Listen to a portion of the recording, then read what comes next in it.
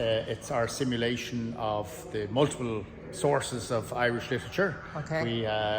We're the Museum of Literature Ireland, so we have to represent. We try to represent all aspects of Irish literature. And like, as you're standing here, it's a sound shower happens, and it's on this particular topic, which is love and loss.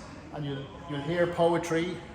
And you can read it here, but you'll also see it up on the screen here. Yes. And another visitor would trigger a similar sound shower here on a different topic, and you can see that material up on the wall here, and all the material from the different sound showers. They're side by side, so you get this.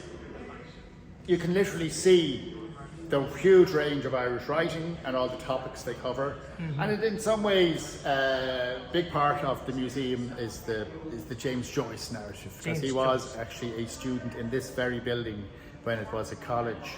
In university, he was a student in the Royal University here. It's a Catholic university? Yes, it was a Catholic university initially, and then it renamed itself eventually as the Royal University. And James Joyce was a student of the Royal University between 1898 and 1902. Yeah. And then in 1909, it was renamed the University College Dublin, UCD, which is still is to this day before they moved out to the suburbs. But anyway, James Joyce's his final premier work was the Finnegan's Wake, which is essentially a composite, a mixture of innumerable different kind of literary types, genres, and as full of quotes. And so this, in some ways, look at that sound, look at that nearly all the different words that are appearing up there now, triggering more from the sound showers. Yeah, I used to listen to the recording of Finnegan Wake. Great. And I mean, when you just read it without, I mean the sound of Irish, it would be rather difficult to understand. Well, even with the recording, sometimes I just guess. Well, it would be the kind of Irish we essentially speak. A form of English here in Ireland. It's kind of nearly called Hiberno English. Yes. In some ways, it's probably some would say maybe a more colourful use than the more correct Queen's English, as opposed as used on the British mainland. Yes. But anyway, if you're going through this level of the museum, it's the museum was set up to help display. One of the roles was to help display some of the many riches in the archives of the National Library of Ireland and University College Dublin. Yes. And one of the items we have here now from the National Library of Ireland is a letter from James Joyce to W.B. Yeats, and it really kind of gives an example of the humanity behind the artist as such. Joyce's writing. But it's like a self-proclaimed. This kind of a statement, a letter from James Joyce. It's a letter from him to Yeats, but he's bemoaning his troubles getting published. And Yeats introduced to Yeats was a big supporter of him. But even though, like, this is in 1912, they met for the first time in 1902. And James, outside the gallery. They had a bit of an appointment to have a dinner or a meal or something, or maybe it was just a drink or something. Whatever, it was a formal sit down, and apparently James Joyce, then 20 years old, said to Yeats, who was 37-year-old, "You're too old. You've had your time. I'm the new voice." And Yeats, to be honest now, it's a story that Yeats used to tell decades later when Joyce achieved huge fame, and he'd be more kind of self-bemoaning. "Oh, I wasn't being this big, this James Joyce would say that to me." And so, as they say here in Ireland, it's probably a story that got better in the telling. Yes. But could you tell me a bit about James Joyce's relationship with the Catholic Church? Well, is it justifiable, as his biographer said, Joyce is hammered by the church, by the state. But the church was a huge part of Irish society while he was growing up, and it would be one of the main reasons that he in some ways left Ireland. He chose to leave Ireland in the early 1900s. And that he felt that what was happening here in Ireland was, he found it stifling. He felt it affected his creativity. He felt that he had to go move on, as you can see here, and then on to Trieste and Rome and Trieste and then Zurich. He felt so the Catholic Church wouldn't be as all powerful in those locations as it is here. So he would have been conscious of all the various doctrinal rights and the aspects, that the way that it was such an important part of many people's Irish lives. Whereas he didn't have what would be classically defined as a faith, a Catholic faith, he would be conscious of its more theatrical aspects and the mechanics of the various Catholic ceremonies, and as them being part of Irish life. So this part of the museum essentially has a narrative about the life of Joyce. This plan of Dublin shows locations in Dublin that are featured in his three primary works, Portrait of an Artist, Dubliners and Ulysses. And what isn't recorded here is Finnegan's Wake. Finnegan's Wake is evoked by this short film made by Susie Lopez and David Tynan. It's called Wake the Streets, where over the 17-minute film we have, look, there's one of those thunder words, those 100-letter words that he would evoke the sound of thunder, which is kind of ironic in that Joyce, apparently James Joyce, was pathologically terrified with thunder. And so thunder words, it's a bit ironic that he would employ it as a device in one of his works. And this is a 17-minute film which has various sequences from Finnegan's Wake recorded, enacted on the streets of Dublin by a range of professional actors, some personalities like Paul Muldoon or the broadcaster John Kelly. So that's it's obviously certainly it's a film which is 17 minutes long. We recommend people can, if they choose, just see part of it or maybe sit down and experience it in full. But they can come and go in the movie. And then as I say, this part of the museum essentially records Joyce. And then we go over this part of the museum now. Yes. This is the Aula Maxima. This was part, this big hall. Aula Maxima literally means big hall. Was constructed for use in the Catholic University, which was here in the 1850s onwards. And for our purposes, we have it split into two levels with this mezzanine here. And the exhibits here are related to the early 1900s. Into the 1920s in Ireland, which is a time of revolution and much upheaval. Ireland was still then part of the British Empire. A lot of people here felt that was a stifling influence. There was a hindrance to Ireland's development, both culturally and politically. And there was quite a few people who were involved in those two spheres would be part of the armed insurrection that was here in 1916, the Rising. That was quickly suppressed, but then went on ultimately to be led to a war of independence, and then unfortunately a civil war. And so, but after a fashion, the new Irish Free State was in place by 1923. We have Seamus Heaney. After he won the prize, and he said, "My passport is green. I never raised glasses for the Queen." That's it. Is this a kind of a general sentiment of Irish writers towards the British or the British Empire? Well, I think as a default position, most Irish writers, certainly here in the south of the border, down it would be their sense of Irishness would be preeminent.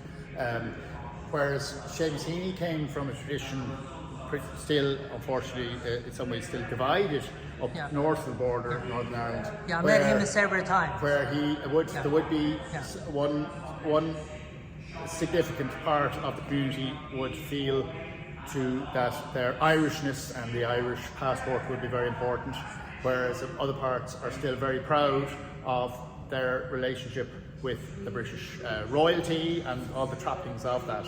And it's a matter of trying to find a common voice for both, really. And I think he nailed his colours to the mast, as they say, talking about his affection for the Irish passport, as use of it. But I think his writings are, in my opinion anyway, still inclusive enough to be a record of feelings by both parts of that community up there. Yes.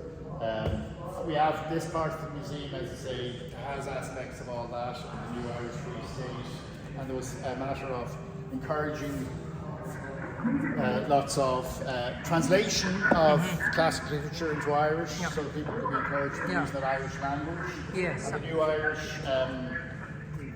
Yes, I saw the Chinese translation of Ulysses in the upstairs. upstairs. We have that too. Yeah.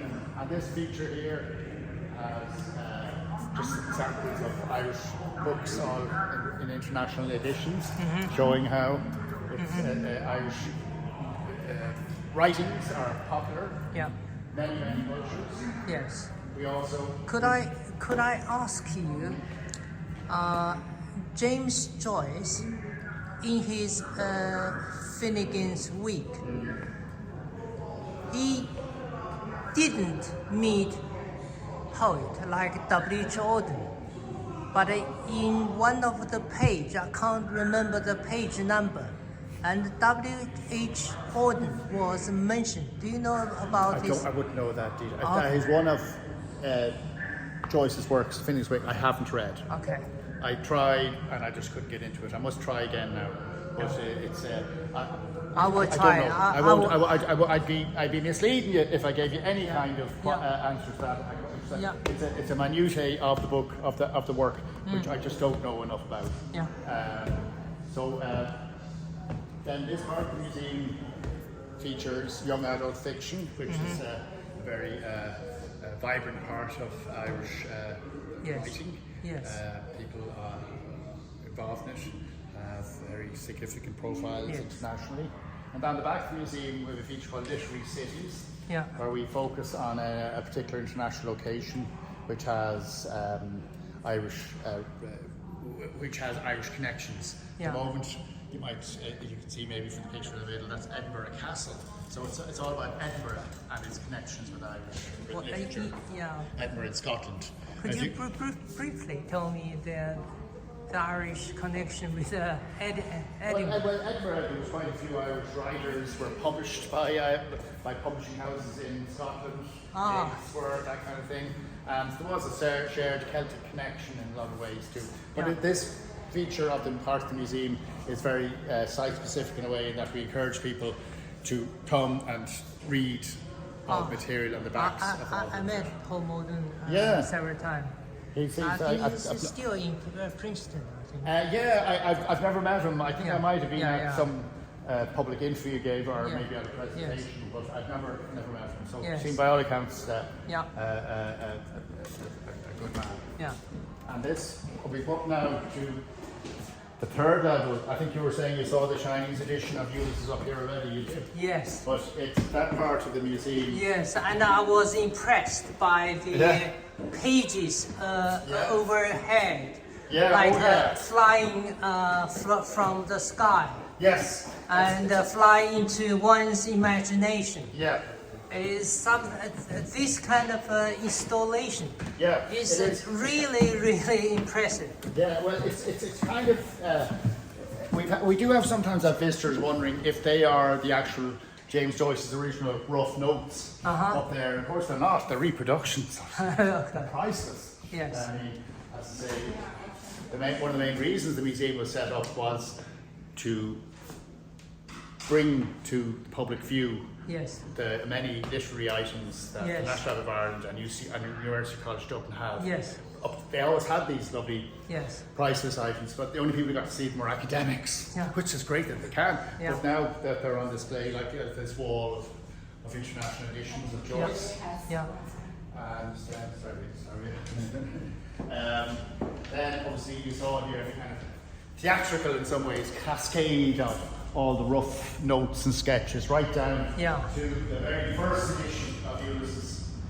Yeah, this is really, really impressive. Yeah, when I saw this, I was amazed. Great. And of course, this is the very first edition, very first copy. The two copies that came out on the 2nd day of February 1922, all the twos. James Joyce was big into numerology, and he, when he finally, when Sylvia Beach of Shakespeare Company Bookshop in Paris, because he couldn't get a publisher for Ulysses because it had been deemed by some extracts had been in a magazine in America had been deemed to be obscene or something to be, and so no mainstream publisher would publish it for him. So Joyce was in despair, and he said to Sylvia Beach in her bookshop, and she said, I'd publish it. She'd never published anything before in her life. She knew no better. So he set these preconditions where it had to be this particular colour, and it had to be only just 2 copies on its very first day of release, the 2nd of February, all the twos on his 40th birthday. And so we were so lucky. This one was dedicated to Harriet Weaver. I believe WBS was also interested in divination, numerology. The story goes is that in 1917 his astrologer had told him that if he didn't get married by the end of that year, he would lose the muse, he would be... and so he promptly went and proposed again to Maud Gonne, a lady who had proposed to like 3 or 4 times before it. She said no, and supposedly she was walking with her grown-up daughter, and Yeats promptly proposed to her, and she said no also. And eventually another lady agreed to marry him, and so... Why Maud Gonne was considered as a kind of a fashion lady at her time? She's a very, by all accounts, a very elegant, strong personality, and she inspired devotion and attention, and she, in a lot of ways. And supposedly, when she was being monitored by the British intelligence services for her, when she was like part of the rebels. Supposedly her nickname, because she was Maud Gonne MacBride, but the British intelligence used to refer to her as Maud Gonne Mad in their files, supposedly. But anyway, it's when she was once doing some fundraising in America, that supposedly was the little tagline they used. Yes. But anyway, this is Ulysses, so first copy, and as you saw, we have the recreation of the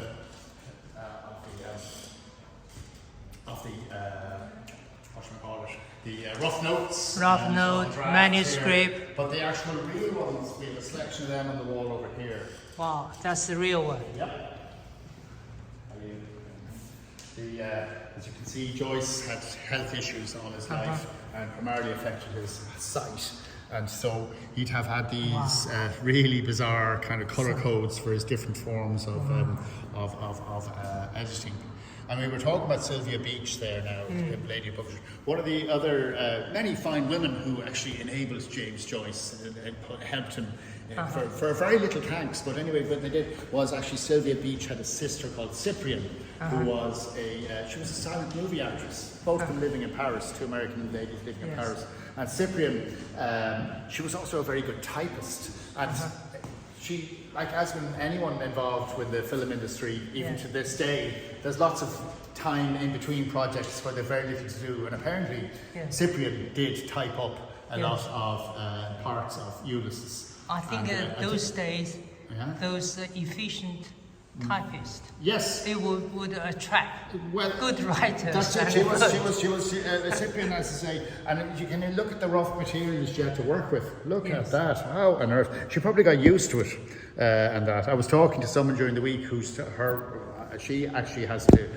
Her job was to has been to catalogue a lot of handwritten material, and she was explaining to me about how once you got used to the type of writing, you adapted to it, and after a while you could to what looked like to other people completely incomprehensible, unintelligible, she could understand. So it's a matter of that would have been the case. And these are other items here. And then our presentation in the museum more or less finishes up at this part in that you're in the presence of genius and great writer, Joyce and everything like that, but we want to feel that, we want our visitors to accept that anyone could write. These visitors here now, they're writing. And we encourage them to sit down, you listen to Irish writers saying what inspires them to get up in the morning and do stuff. And and this is very, very, very interesting.